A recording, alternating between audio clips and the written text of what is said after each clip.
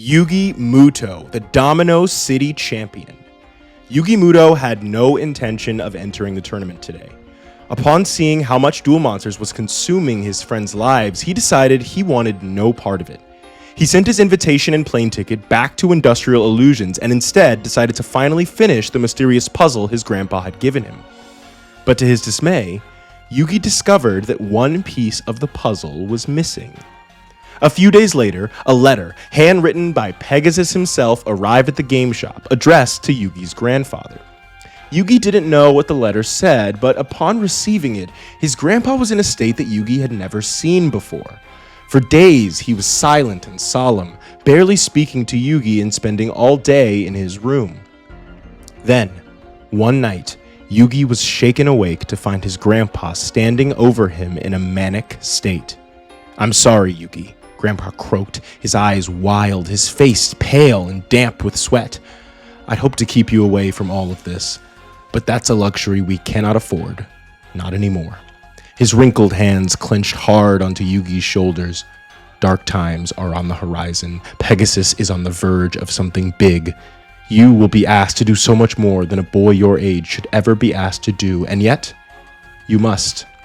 Grandpa placed a small object into Yugi's hands, telling him to use it only when absolutely necessary. Grandpa paused and took a breath. Speaking just above a whisper, he told Yugi that he had no choice but to go see Pegasus. It might be dangerous, but the man hosting this tournament is nothing like Sugoroku's old friend. He felt he owed it to the man he used to know to try to convince him to end this madness here and now.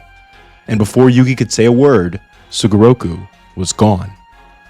Terrified, Yugi felt a knotted anxiety forming deep in the pit of his stomach. He remembered the item his grandpa had given him and opened his palm to reveal the missing piece of the Millennium puzzle. It seemed that his grandfather had never wanted him to finish it. 3 nights later, another letter arrived from Industrial Illusions, this one addressed to Yugi, a challenge, daring him to come save his grandfather. Along with the letter was the plane ticket and invitation that Yugi had sent back to Pegasus. Suddenly, Yugi heard a crash upstairs in his room. He raced up the stairs to find a masked assailant rummaging through the drawer where he had left his deck. Seeing him, the assailant grabbed the cards and leapt out of the open window and onto the concrete below with power and grace impossible for mere mortals. Unable to comprehend what had even just happened, Yugi finally lost it. An entire week's worth of mounting anxiety erupted out of him as he fell to his knees in an acute panic attack, an endless volley of streaming tears and choking gasps. His grandpa was in danger, and he had just lost his best and only means of rescuing him. Yugi had never felt so alone. And then his eye caught a glint shimmering in the dim light of the room. The missing piece of the puzzle. In a final show of desperation, with nowhere else to turn, Yugi picked up the final piece of the Millennium puzzle and locked it into place. Just then, a divine light burst forth from every orifice of his face. He felt the fabric of his consciousness unravel and then weave back together again, intertwining with that of another, an ancient Egyptian pharaoh. In a moment that felt like an eternity, he sensed the pharaoh's presence delicately perusing through the tapestry of his life, moments of joy, sorrow, and every mundane detail in between. In an instant, the pharaoh understood him completely, his hopes, his fears, his deepest secrets. This was an intimacy that transcended time, a connection that left him breathless with vulnerability and awe. In that moment, they both fully understood that as long as he carried this puzzle, each thought would become a shared whisper between them, an endless dialogue that would forever shape them going forward. And yet, when Yugi tried to explore Atem's memories, he was met with a boundless void. Yugi sensed that this wasn't a flaw in their connection. Rather, it was a reflection of Atem's own lost history, a wealth of memories that had vanished completely. All Atem knew was his name. Atem surveyed the room, his gaze sharp and calculating, taking stock of the situation. His eyes traced over the invitation to Duelist Kingdom splayed out on the floor, the picture of Yugi's friends knocked over by the assailant, and the single strand of green hair snagged on the windowsill. Arranging the pieces in his mind, Atem formulated a plan. In the days that followed, Atem helped Yugi prepare to take on Pegasus. Yugi played Duel Monsters for fun and couldn't fathom the idea of battling for his grandfather's freedom. Atem promised that he would bear the brunt of each duel, allowing Yugi to observe, easing him into the intensity of the fight. Atem also recommended they rebuild Sugoroku's deck, but Yugi hesitated, knowing how important it was to his grandpa. Atem reminded him that there was no greater way to honor his grandpa than by building new strategies upon his foundations. Yugi also didn't want to tell his friends, afraid they would put themselves at risk. But Atem reminded Yugi that Anzu and Jonouchi had been training hard under his grandfather and that he must not cheapen their accomplishments by refusing to trust them. And so, Yugi faced a new kind of fear, the vulnerability of trusting his friends with the weight of his fight. Yugi and Atem, together dubbed Yami Yugi, have been carving a path through Duelist Kingdom, defeating anyone in their way. They fight with a single purpose, to defeat Pegasus and save Yugi's grandpa.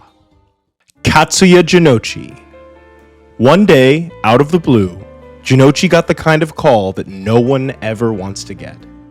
His sister had developed a rare disease which could leave her completely blind. There was an experimental surgery that promised a cure, but it was only available to the fortunate few who could buy their way to salvation. After days of desperate online research, he stumbled upon his last hope, the Millennium Key. According to online forums, the Millennium Key is rumored to be able to restore life force to the body itself, capable of healing any wound, curing any affliction. For Jonouchi, this was his last chance to save his sister. He knew that he had no choice but to fight his way to Duelist Kingdom. The day before Grandpa left, he pulled Jonouchi and Anzu aside. His final lesson contained none of his previous warnings about the dangers of ambition. Looking them sternly in the eyes, he said, "I've taught you everything I know. The rest is up to you. The key now is practice. Relentless, endless practice." Those words have become Jonouchi's mantra. Jonouchi, Anzu, and Honda came up with a plan to sail to Duelist Kingdom Island and meet Yugi on the first day of the tournament. The night before leaving, the four of them gathered at Grandpa's card shop for final preparations. The shop had never felt more like home than it did that night. All of them together, standing at the threshold of something big. To Jonouchi's shock, each of his three friends had brought gifts, powerful cards that could turn the tide in the heat of a duel. Jonouchi felt ready for whatever awaited him on the island. However, Jonouchi is unsettled about the ancient Egyptian pharaoh living in Yugi's puzzle. Since that night, Yugi has been different. Jonouchi knows he might be overreacting, but he's protective of Yugi. That kid has a light in him, the kind that can inspire everyone around him, that can change people for the better. Jonouchi wonders if any of that light will be left once the final battle is won, or if Yugi will just be an empty vessel, his kindness drained by the weight of powers he can't control. Someone has to be there to look out for the boy who carries the world on his shoulders. Jonouchi has vowed to be that someone. Besides, weren't Egyptian pharaohs kind of evil?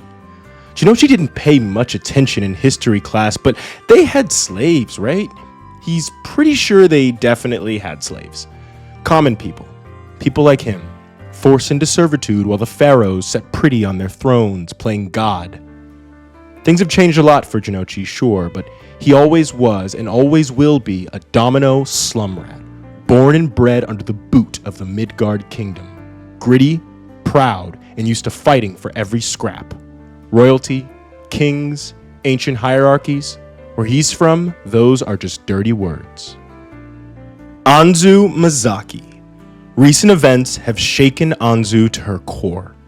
She couldn't believe that Pegasus would take Yugi's grandpa hostage, and worse, she couldn't believe there was nothing they could do about it.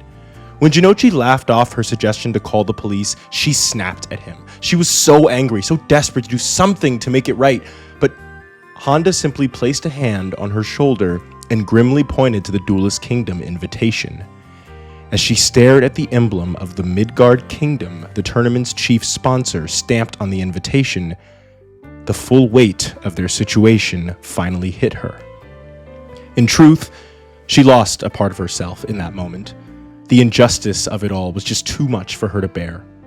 So she went home, alone, to process this quickly changing world. Over the next few days, she made a decision. She emptied her savings, every penny she'd scraped together from her job in hopes of one day attending the Academy of Arts and Sciences in New York to chase her dreams of becoming an idol. She gathered that money and took a train out to Tokyo to meet a mysterious card dealer she'd found through an online forum. She returned with 4 copies of a rare and powerful card, United We Stand. She brought this gift, one for each of them, to Grandpa's card shop on the night before their departure. And in doing so, she killed the part of herself that held on to those childish dreams of glamour and fame, and forged a new dream, one where the 4 of them would stand together and overcome, no matter the dangers they faced. Anzu didn't have faith in this new dream because it was easy or naive. She had faith in it because she knew, deep down, that together they were actually stronger than anything that came for them. But Anzu wasn't the only one with a gift. It was just like Yugi, always putting others first, even when the world was crumbling around him. Yugi presented her with the first card he had ever owned.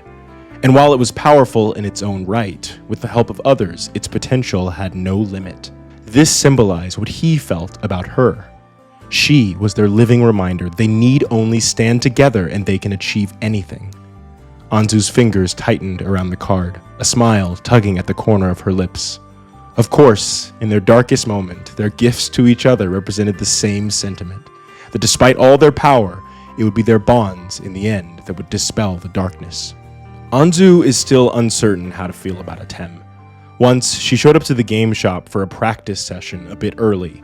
It was Atem who greeted her, having just gone through some edits to Yugi's deck. There was something in the way he stood that made her feel like she'd stepped into a different world.